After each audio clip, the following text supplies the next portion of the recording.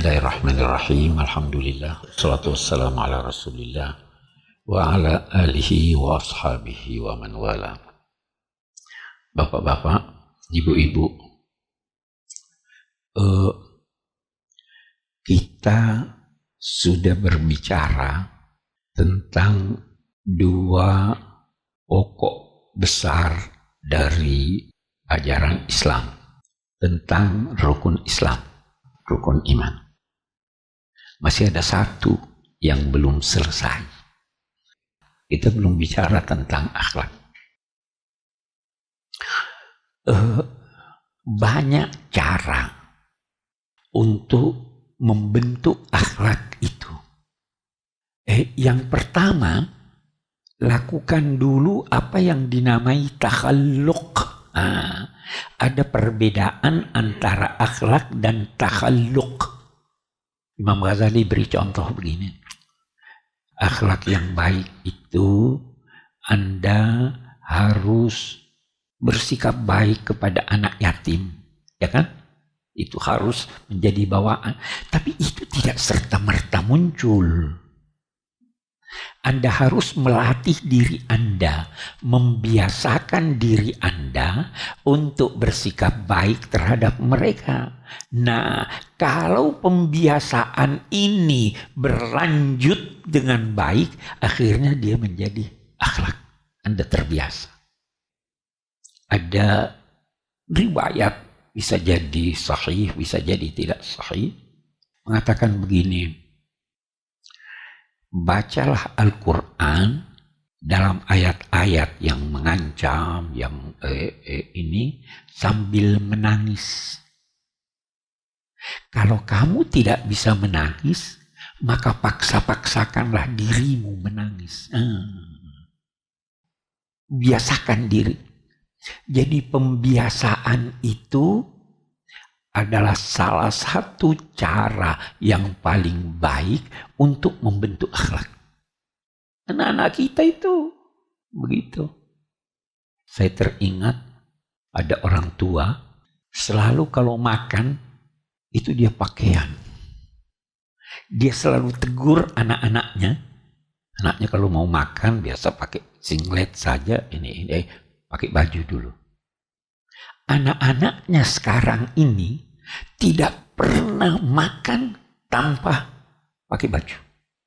Karena sudah terbiasa, terbawa ini kebiasaan. Itu sudah secara otomatis, sudah jadi akhlak. Karena pembiasaan.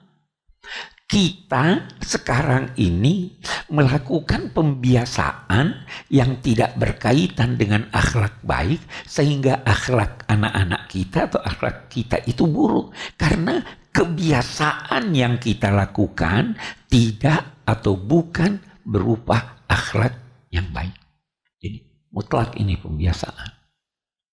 Yang kedua, keteladanan. Bapaknya begitu.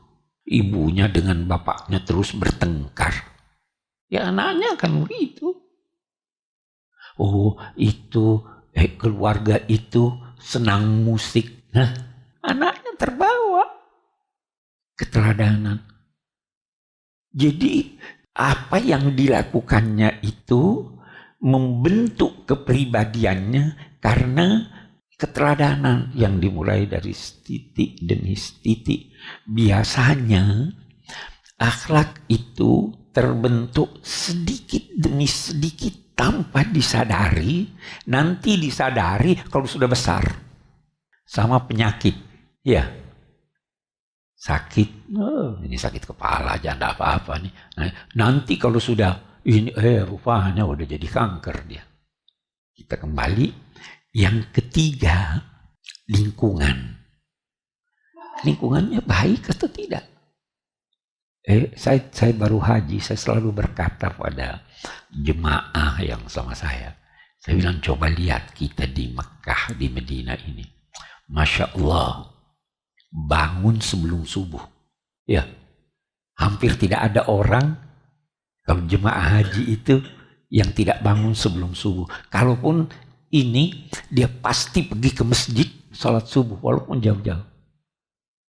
Lingkungan mendorong sehingga terjadi Akhlak. Kembali ke Indonesia biasa sampai di Jeddah sudah tidak salat subuh. Iya kan? Sampai di Jeddah udah tawaf sampai malam. Lingkungan.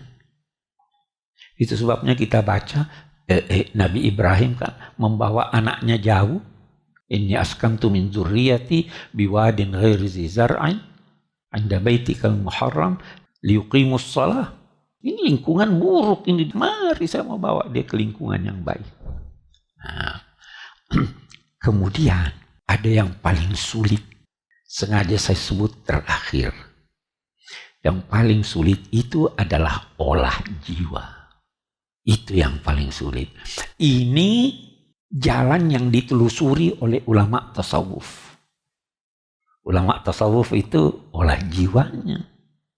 Sebabnya katanya ada tasawuf falsafi, ada tasawuf akhlaki, ada tasawuf yang menguraikan hal-hal teoritis, tidak ada dampaknya terhadap kegiatan pribadinya.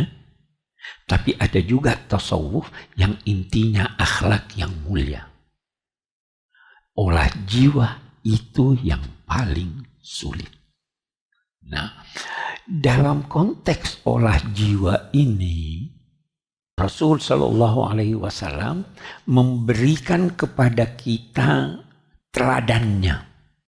Mau berakhlak yang baik, kita tinggalkan dulu pengertian tasawufnya. Mau berakhlak yang baik, teladani Tuhan. Takhallaqu bi akhlaqillah.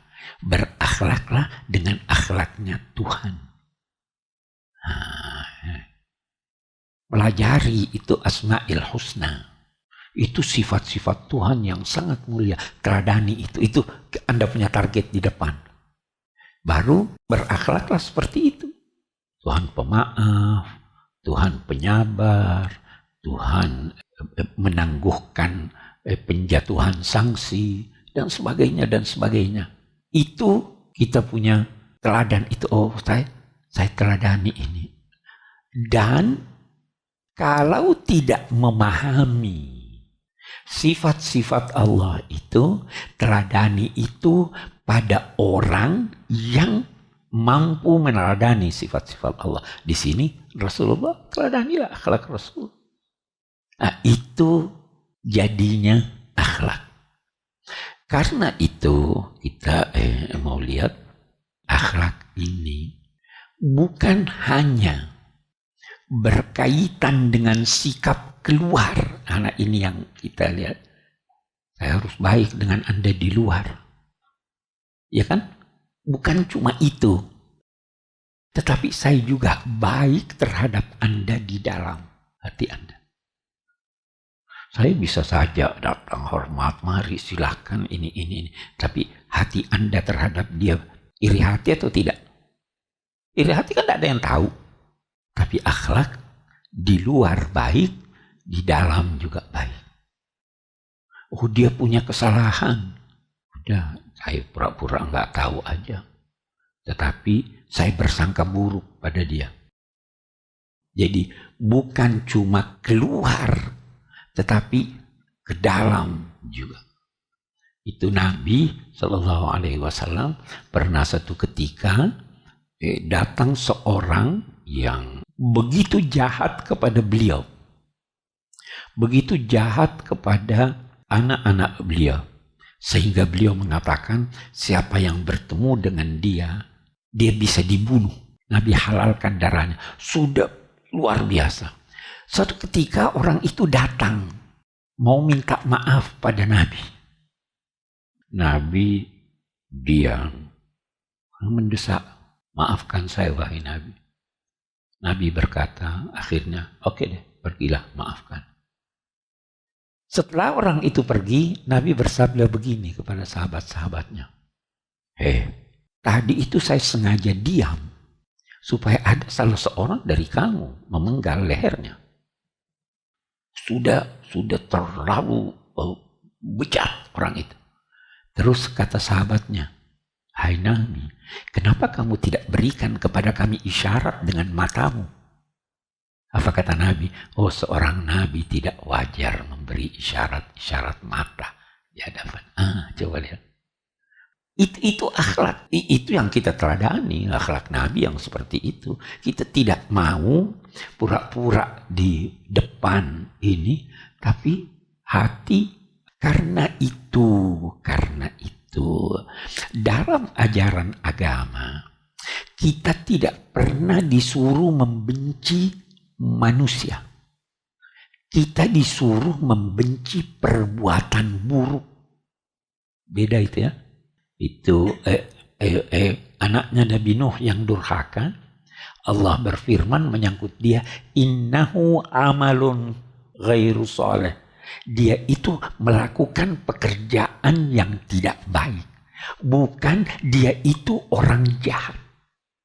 Jadi yang kita tidak sukai itu perbuatannya, bukan sosoknya. Itu akhlak. Baik. Kita turun dulu sebelum kita naik ke tasawuf. Nabi SAW dalam konteks membina akhlak antar sesama manusia ini, tahap pertamanya itu tidak memerintahkan kita untuk berbuat baik. Tahap pertamanya tidak. Yang beliau perintahkan jangan berbuat buruk. Tidak usah dulu berbaik sama dia. Hampir semua nasihat Nabi itu didahului oleh kata la. La tahasadu, la tabaghadu, la tadabaru, la yabi ahadikum ala bai'i akhihi. Jangan saling, bukan lakukanlah. Jangan saling bertolak belakang. Jangan saling dengki-mendengki. Jangan. Kita baca di Quran. La yaskhar qaumun min qaumin asa ayyakunu khairan minhum. Jadi jangan. Dahulukan jangan. Kata sementara ulama, melakukan sesuatu itu memerlukan tenaga. Ya. Saya berkata begini, coba lihat. Ini ada air minum. Saya berkata, minumlah air itu. Saya perlu melakukan kegiatan, tangan saya perlu kemari, baru ambil atau tidak? Perlu ya? Bagus. Kalau saya berkata begini, jangan sentuh gelas itu. Perlu tenaga saya atau tidak? Tidak. Saya tidak sentuh. Mulai dulu dengan jangan. Jangan ganggu orang. Itu sebabnya dikatakan apa? Kalau Anda tidak bisa memberi orang, jangan ambil haknya. Kalau Anda tidak bisa muji orang, jangan maki dia. Kenapa mau maki? Jadi dimulai dengan jangan. Jangan. Belum lagi disuruh dulu sedekah sama dia. Belum lagi disuruh dulu rangkul dia. Pokoknya jangan. Itu langkah pertama untuk mewujudkan akhlak. Kita di syahadah juga kan begitu. La ilaha illallah. Kita menafikan dulu tidak ada Tuhan, baru kita tetapkan. Itu sebabnya dulu saya pernah katakan, menyingkirkan keburukan itu lebih dahulu daripada memakai hiasan. Dulu saya pernah beri contoh, mandi itu lebih baik daripada pakai parfum tanpa mandi. Ya kan? Mandi tanpa pakai parfum lebih baik daripada pakai parfum tanpa mandi. Jadi itu titik tolaknya. Akhlak itu titik tolaknya atau langkah pertama untuk memulai melakukan akhlak atau ihsan itu tadi. Kalau ihsan tadi, oh itu dia, saya beri dia. Tidak usah dulu sampai ke sana. Hindarkan dulu, duduk tenang aja. Jangan ganggu orang. Itu sebabnya dulu juga saya pernah terangkan di sini bahwa damai itu ada damai pasif, ada damai aktif. Kalau Anda naik bus naik pesawat, duduk berdampingan dengan seseorang, Anda tidak saling sapa, damai itu? Damai enggak? Tapi itu damai pasif. Mau damai aktif, sapa dia, apa kabar Pak? Mau kemana nih? Oh ini ada koran, silahkan dibaca. Ini lebih damai lagi. Tetapi jangan ganggu dia dulu. Nah, itu yang melahirkan akhlak. Nah, karena itu kita kembali ke akhlak yang lebih tinggi lagi. Orang-orang tasawuf, tingkatnya yang pertama dalam konteks mencapai akhlak yang luhur atau meneladani Allah itu adalah ma'rifah, mengenal Allah terlebih dahulu. Dan cara mereka itu bermacam-macam tuh, tasawuf atau tarekat yang diajarkan kepada saya pribadi oleh guru-guru saya yang di Indonesia. Saya dulu di pesantren Malang, Habib Abdul Qadir Bilfaqih. Saya di Kairo, guru saya yang paling mempengaruhi saya, yang saya sering selalu bersama dia itu Syekh Abdul Halim Mahmud. Itu dia tidak ajarkan kita banyak wirid. Wiridnya sedikit sekali. Tetapi yang penting akhlak. Kamu berakhlak yang baik, itu cara menuju Allah. Itu pengetahuan tentang sifat-sifat Allah. Itu mutlak diketahui oleh pejalan menuju kepada Allah untuk mencapai tingkat ihsan. Nah, jadi kita kembali, banyak caranya. Setiap tarekat punya caranya tersendiri, tetapi yang nyata, kita tidak tahu yang tersembunyi ya. Yang nyata dari praktek Nabi itu adalah akhlak. Itu yang nyata. Agama ini mudah. Yang terpenting dari semua itu adalah akhlak.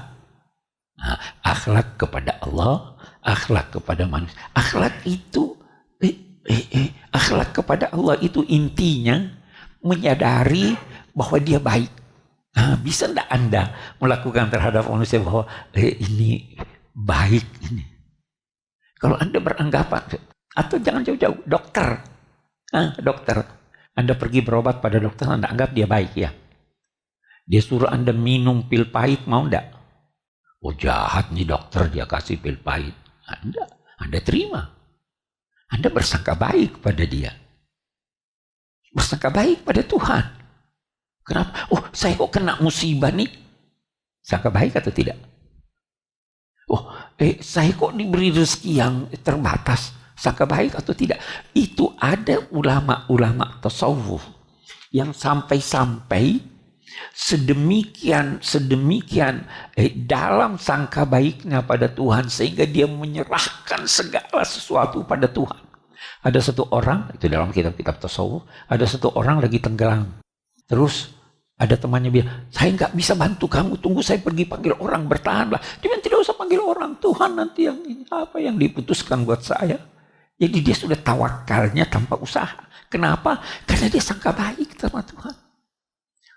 Nah, itu sebabnya juga dalam ajaran agama, salah satu yang paling penting dalam konteks hubungan dengan Allah adalah bersangka baik terhadap Allah. Itu juga nanti dalam konteks manusia, sangka baik sama manusia. Carikan pembenaran bagi apa yang dilakukannya. Nah, itu akhlak yang baik. Oh itu dia saya ucapkan salam, dia tidak jawab salam saya. Dasar sombong. Ya kan? Bisa tahu? Tapi kalau Anda bersangka baik, oh dia tidak lihat saya.